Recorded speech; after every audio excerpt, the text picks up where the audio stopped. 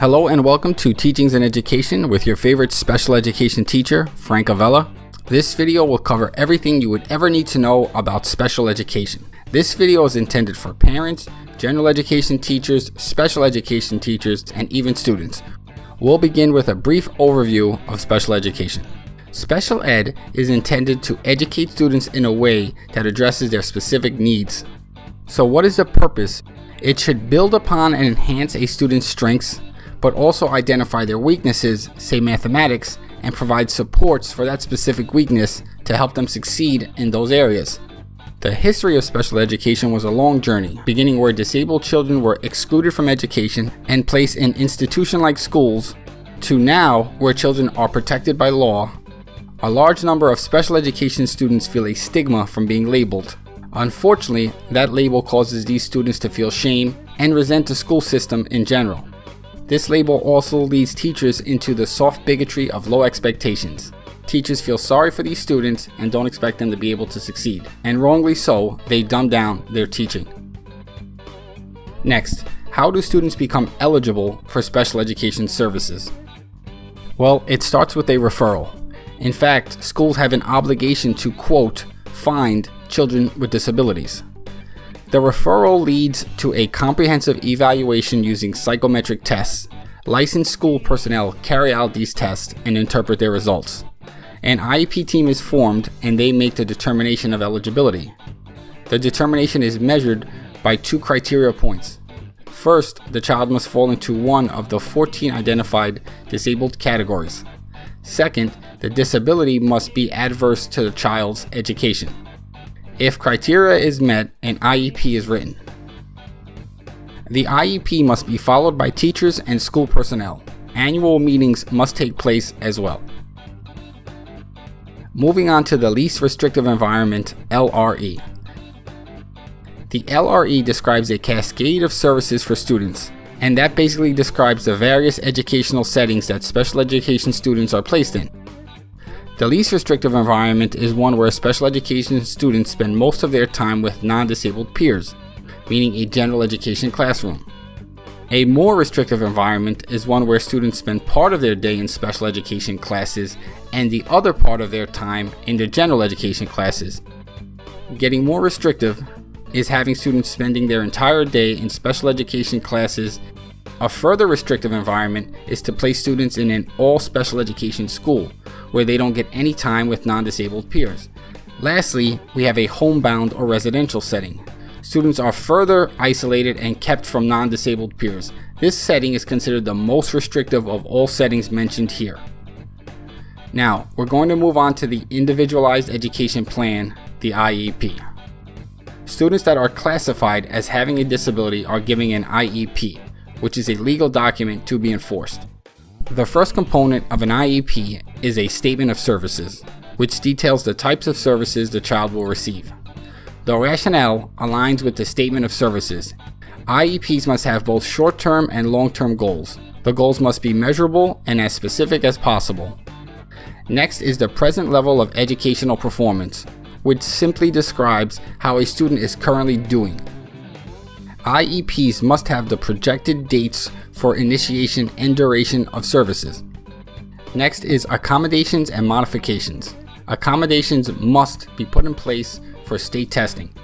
Students need to have a plan for transition and post-secondary life beginning at the age of 16 until they graduate from high school. Now let's take a look at some of the major legislation that created this system of special education. First up is Public Law 94-142. The cornerstone is FAPE, which stands for Free and Appropriate Public Education for All Children. Next, it makes improvements to Public Law 94-142 in terms of research and technology for special education. The law also brings to attention bilingual education. Next up is No Child Left Behind. This act is best known for school choice and giving options to students that attend schools that do not meet their annual yearly progress. Continuing with the Individuals with Disabilities Education Improvement Act, this law ensures equity and accountability for special needs students. It addresses response to intervention, RTI, and lastly, ESSA gives more power to the states in terms of choosing their standards. It also retains some policies of standardized testings from No Child Left Behind. On to classroom instruction. And the first topic is modifications.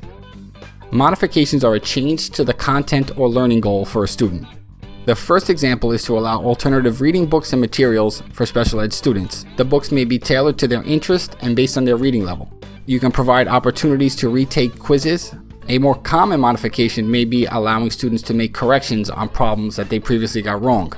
The next example is to provide word banks on their exams. This would of course be for fill-in type questions.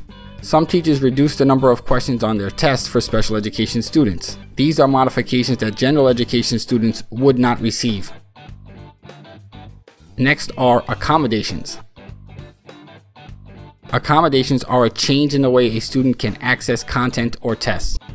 The first example is preferential seating. The students get closer and closer to access the teacher during the lesson. If students have trouble accessing material through writing, you can use books on tape. Students can get extended time during testing. They can have longer duration of access to questions and test content. Some teachers use accommodations that go as far as to allow for open notebooks during testing. Next, we move on to some actual teaching strategies for special education students. Special education students, more than most, require differentiated instruction, and teachers can differentiate by 3 different ways: the content, the process, and the product. Classroom lessons and assignments should be broken down into smaller, more manageable tasks. Formative assessment is important because these students quickly fall behind their non-disabled peers. Graphic organizers will specifically help by outlining connections between concepts and ideas. Teachers should use questioning techniques to keep students engaged and help expand on their existing knowledge. Problem-solving strategies will help close the existing achievement gaps found in their standardized test scores. Help these students out by sending reminders time and time again, and use technology to do it. And lastly, build cognitive rigor through lesson objectives to develop the necessary critical thinking skills. Next, the classroom environment. The classroom environment may be adapted for special education students. One way is to limit visual distractions. This includes bright, dazzling posters, models, and figures. Teachers should create and enforce speaker rules. This will limit the amount of interruptions that occur. For special needs students that quickly forget, labels can really come in handy for classroom supplies. Teachers should also provide class schedules for further organization. Relaxing music will often help settle down a rambunctious classroom of students. Teachers need to instill protocols for actions such as going to the bathroom, sharpening pencils, and much more. Students should have proper lighting so they can see the board and their assignments. And special needs students must take preference in the seating arrangement. Next is behavior intervention strategies. Special educators of today are becoming more and more familiar with applied behavior analysis as a scientific approach to behavior management. Functional behavioral assessments, known as FBAs, are used to find the root causes of problem behavior. Behavior intervention plans are created using data from FBAs along with data from ABC charts, meaning antecedent, behavior, and consequence. Many special education schools are incorporating positive behavior intervention and support systems. Positive student behavior can earn them privileges and cash in tokens for rewards. The next section is assistive technology. Assistive technology does not include medical devices that are surgically implanted or the replacement of the device. Examples of AT include specialized wheelchairs, switches and controls, various apps, pencil grips, on-off voice activation, calculators, and much more. Assistive technology should lead to an increase in productivity, performance, and learning. It should also be used for vision, hearing, memory, and much more. Now let's take a look at curriculum. Special education students in particular benefit from emergent curriculum, which are projects and activities that have been inspired by student interest. Similarly, there is functional curriculum, which focuses on basic living skills along with vocational skills. Just because these students are special needs doesn't mean they shouldn't be challenged with higher order thinking skills. The curriculum should reflect that. Special education students usually require a slower pace of curriculum delivery as compared to general education students. And lastly, cooperative learning can be used as a way to foster soft skills for special needs students. Now, onto the inclusion movement.